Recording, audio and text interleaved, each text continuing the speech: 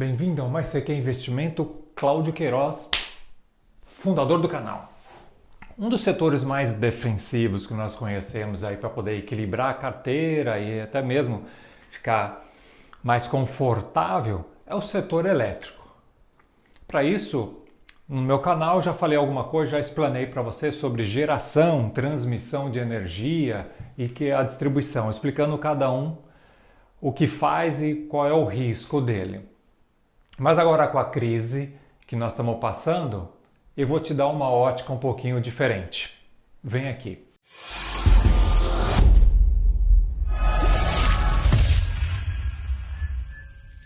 Como todo mundo já sabe, nós estamos com um cenário aí de guerra com a falta de água. Então nós estamos com uma crise que efetivamente já vem ao longo deste ano e que tende a se agravar. Antes disso, nós estamos falando de crise de hidrológica. Você tem alguma ação para poder proteger sua carteira referente com foco aí no setor elétrico?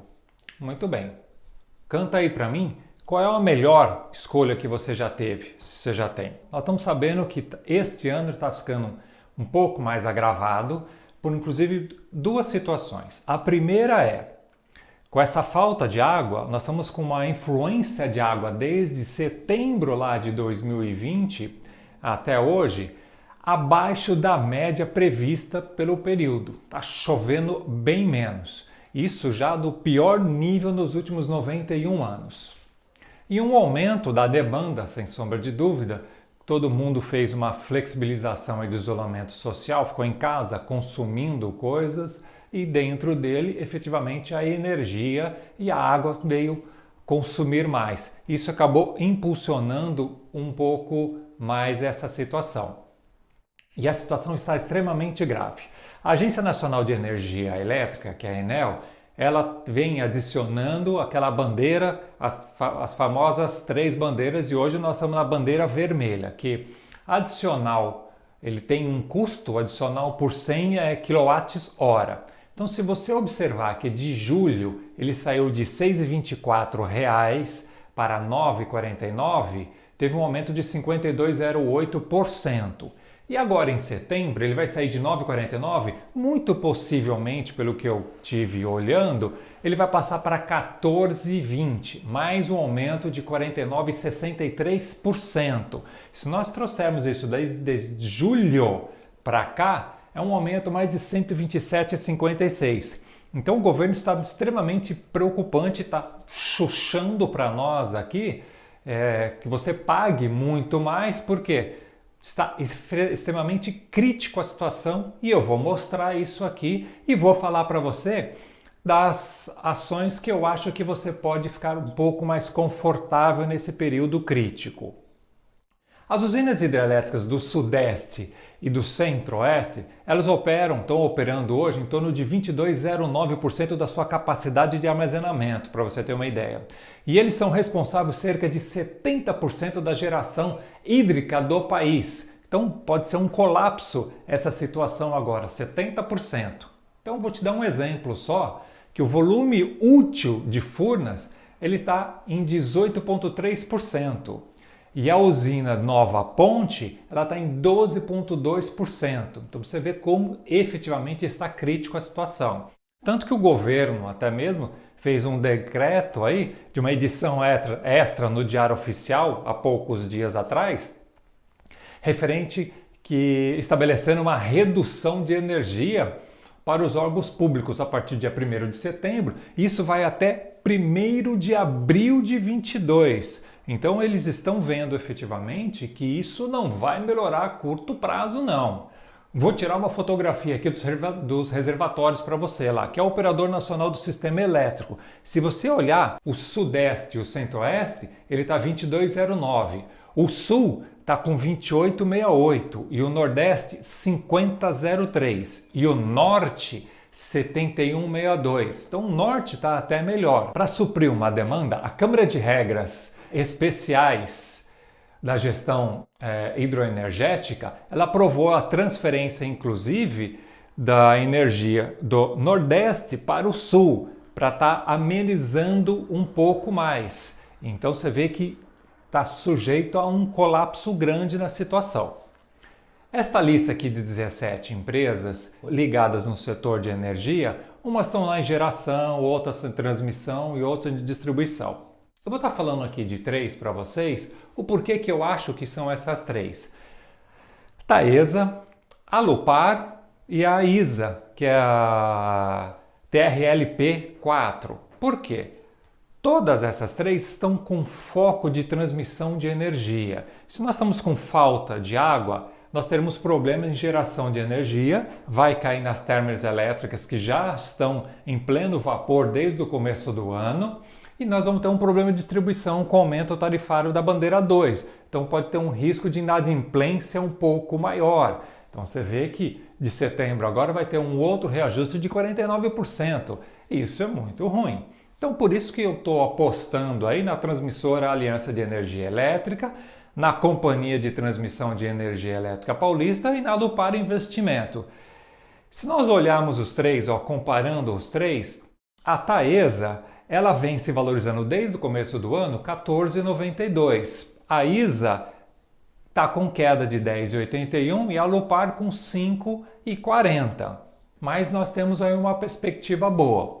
Coloquei aqui alguns indicadores de valuation, eficiência, endividamento, rentabilidade e crescimento para vocês. E eu pintei aqueles indicadores que são melhores. Então se eu colocar assim, qual que eu investiria ou qual que eu poderia aumentar a minha posição, seria nesta ordem aqui. A TRPL4, a Taesa e a Alupar. Se eu olhar só para dividendos, a TR distribuiu nos últimos 12 meses 14 contra 11,84 da Taesa contra 3,35 da Alupar. Mas a Alupar ela está mais descontada. Está mais descontada não, porque a TRLP também está 1,15 contra 1,15 da Alupar também, que é o P dividido pelo VP, mas ela tem um preço de empresa dividido pelo EBITDA de 3,21 a Alupar. Então ela está um pouco melhor. Mas a TRP, já como margem de EBITDA e margem líquida, está batendo as outras duas. E também tem um menor endividamento, uma liquidez corrente melhor um pouco do que as outras duas também. Isso é, tem um pouco mais de caixa. Mas quem traz uma melhor rentabilidade do ROI e do ROIC é a Taesa, que ela vem batendo aí um pouco melhor. E quem está crescendo mais no CAGR de receita dos últimos 5 anos é a Alupar, está crescendo mais.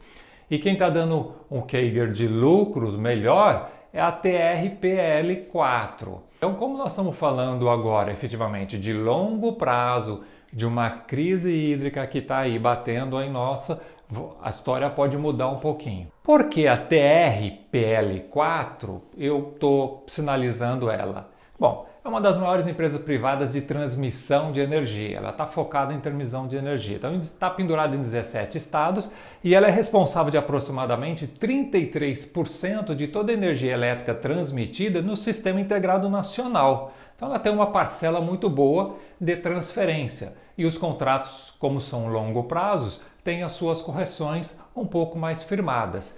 Ela é responsável de mais de 19 mil quilômetros de linhas de transmissão e está em construção mais 1.666, que isso vai aumentar ainda a capacidade dela. Em 2020, o payout dela é de 83% sobre o lucro líquido do regulatório. Lembre-se que esse payout é o percentual distribuído sobre o lucro líquido que a empresa teve. Então ela vem distribuindo atrativos dividendos.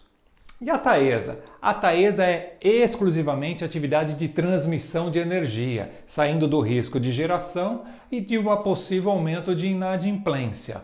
Ela atua em 18 estados, mais no Distrito Federal, e é uma das empresas que tem maior valorização de ações no mercado. Ela tem um payout aí histórico cerca de 90%, que é alto também.